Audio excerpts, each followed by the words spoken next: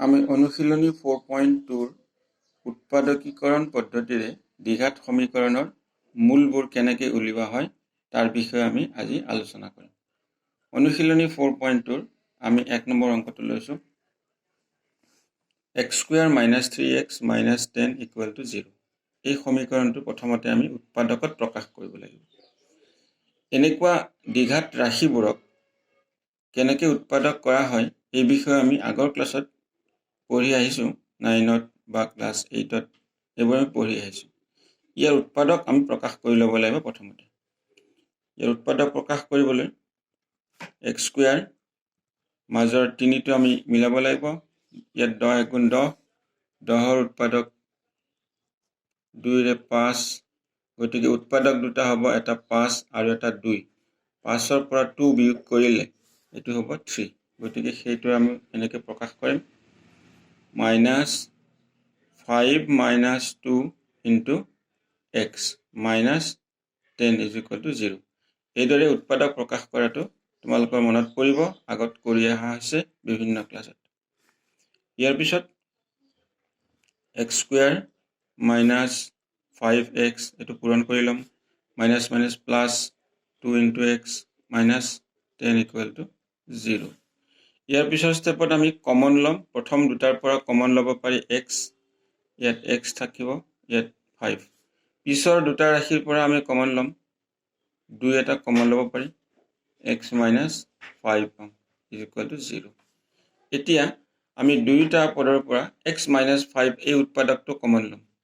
x - 5 উৎপাদকটো common ল'লে ইয়াত x থাকিব আৰু ইয়াত আমি +2 পাম = 0। এতিয়া দেখা গ'ল যে আমাক দিয়া বহুপদ ৰাশিটো, দ্বিপদ ৰাশিটো দুটা উৎপাদকত প্ৰকাশ হৈ গ'ল। দুটা উৎপাদক, এটা উৎপাদক x - 5, আনটো উৎপাদক x + 2, আৰু দুয়োটা উৎপাদকৰ পূৰণফল 0 হ'ল। যদি দুটা উৎপাদকৰ পূৰণফল 0 হয় তেনেহ'লে সিহঁতৰ কোনোবা এটাৰ মান 0 হ'বই লাগিব, কাৰণ তেতিয়াহে পূৰণফলটো 0 হ'ব পাৰিব। সেইকাৰণে আমি এই কথাটো এনেকৈ লিখিম, এতিয়া হয় x - 5 = 0 হ'ব লাগিব, নাইবা x + 2 = 0 হ'ব লাগিব। কোনোবা এটা উৎপাদকৰ মান 0 হ'ব লাগিব। হয় x - 5 0, নহ'লে x + 2 = 0, কাৰণ তেতিয়াহে পূৰণফলটো 0 হ'ব। যেতিয়া x - 5 = 0 হ'ব তেতিয়া x = 5 হ'ব, আৰু যেতিয়া x + 2 0 হ'ব x = -2 হ'ব। গতিকে আমি সমীকৰণটোৰ সমাধান পালোঁ, এটা 5, আনটো হ'ল -2। এতেকে সমাধান আমি পালোঁ 5 আৰু -2। এবাৰ আমি আৰু এটা অংক আমি হাতত লৈছোঁ, 3 নম্বৰ অংকটো, অনুশীলনী 1ৰ 3 নম্বৰ অংকটো। এই অংকটো হ'ল √2x² +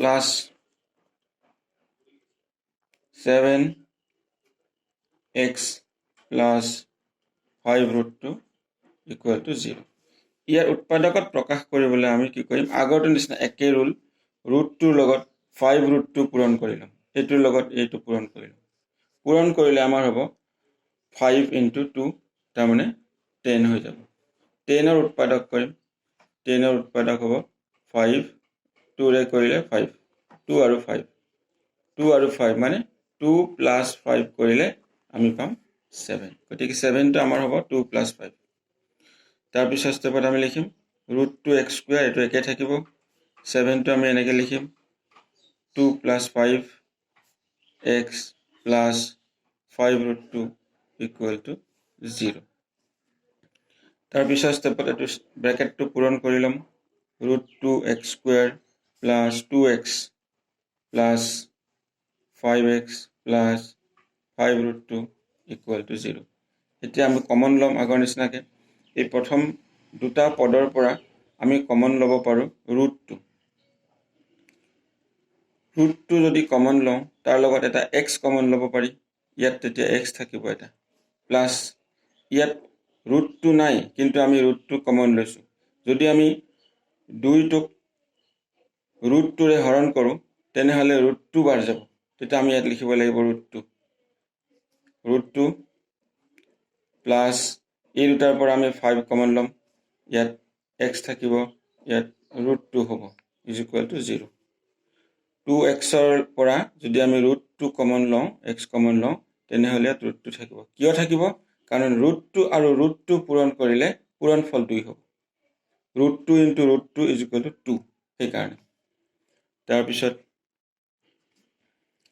x প্লাছ √2 এই উৎপাদকটো আমি কমন ল'লোঁ। লওঁতে ইয়াত থাকিব √2x এইটো প্লাছ এইটো থাকিব 5 = 0।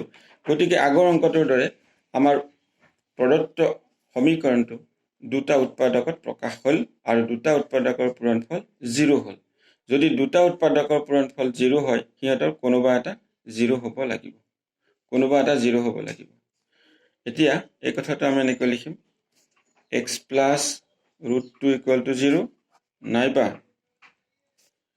√2x plus 5 = 0।